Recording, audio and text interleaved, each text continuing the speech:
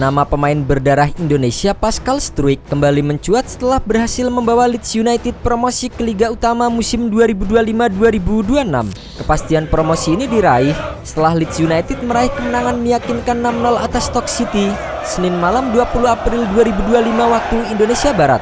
Meskipun masih ada beberapa pertandingan yang tersisa dalam kompetisi ini, hasil tersebut sudah cukup untuk memastikan Leeds meraih salah satu tempat promosi ke kasta tertinggi sepak bola Inggris. Dengan mengoleksi 94 poin dari 44 pertandingan, Leeds United kini memimpin klasemen sementara Championship. Struijk telah menjadi bagian penting dari Leeds United sejak Januari 2018 ketika ia didatangkan dari Ajax Amsterdam. Pascal Struijk pun menunjukkan penampilan gemilang dengan berkontribusi besar di sepanjang musim. Dalam 35 pertandingan di Championship, ia mencetak 5 gol, sebuah prestasi luar biasa bagi seorang pemain bertahan. Dengan penampilan solidnya di musim ini, sangat mungkin Struijk akan tetap menjadi bagian dari Leeds United musim depan. Hal ini tentu menjadi kabar menggembirakan bagi pecinta sepak bola Indonesia karena mereka kini memiliki kesempatan untuk menyaksikan aksi pemain keturunan Indonesia di ajang Premier League, kompetisi sepak bola paling bergengsi di dunia.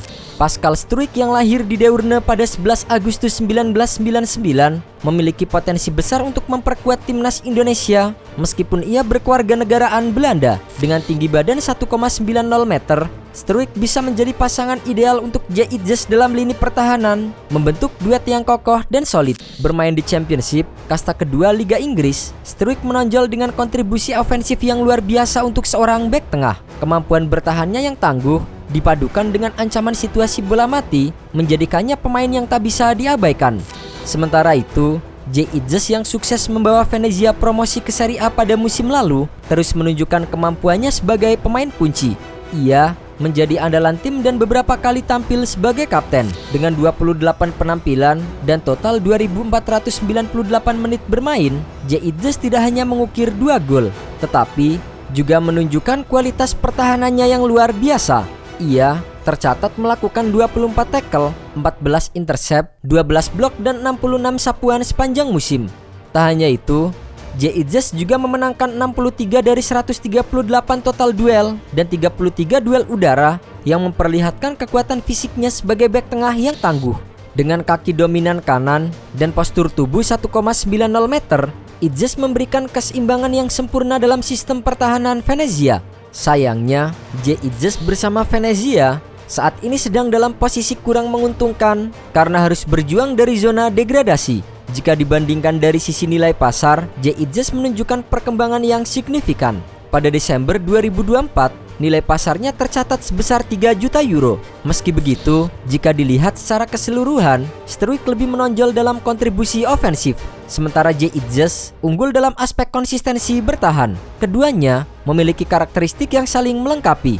Struijk dengan ancaman lini depan dan J.I.J.S dengan kestabilannya di pertahanan. Potensi mereka untuk berkembang lebih jauh, baik di level klub maupun internasional, sangat menjanjikan dan mereka bisa menjadi pilar penting bagi timnas Indonesia di masa depan. Jika Pascal Struijk resmi bergabung dengan timnas Indonesia, lini pertahanan timnas akan semakin kokoh dan tangguh. Bayangkan, dengan adanya trio bek tengah jangkung seperti J.I.J.S, Pascal Struijk dan Justin Hubner, para penyerang lawan akan merasa tertekan dan kesulitan menembus pertahanan Indonesia. Kehadiran Mads Hilhers dan Rizky Ridho juga semakin memperkaya kedalaman skuad di posisi bek tengah. Hal itu akan memberikan pilihan yang lebih banyak bagi pelatih untuk meramu taktik pertahanan yang solid.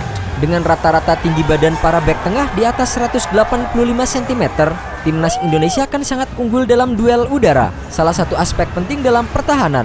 Struijk yang memiliki tinggi badan 1,90 meter dan kemampuan membaca permainan yang tajam akan menjadi aset berharga bagi lini belakang tim. Selain itu, kemampuan tackle dan penguasaan bola Struijk yang ciamik akan meningkatkan soliditas pertahanan, sekaligus mengurangi peluang kebobolan yang seringkali menjadi masalah bagi timnas di masa lalu.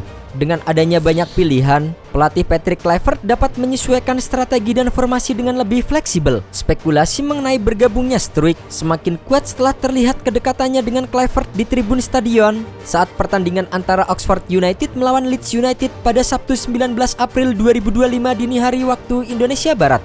Meskipun Struijk tidak tampil karena cedera, momen tersebut semakin mempertegas kemungkinan bahwa Kluivert tengah menjajaki peluang untuk membawa Struijk ke dalam skuad timnas Indonesia.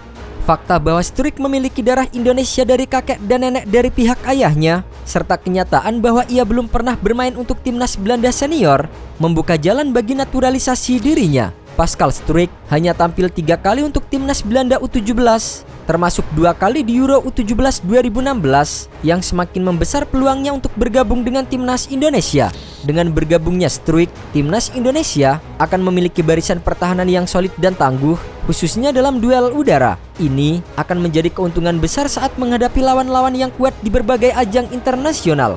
Meskipun keputusan akhir masih bergantung pada kesediaan Struijk dan proses naturalisasi, potensi bergabungnya pemain bertubuh jangkung ini memberikan harapan baru bagi timnas Indonesia untuk semakin kompetitif di panggung sepak bola dunia.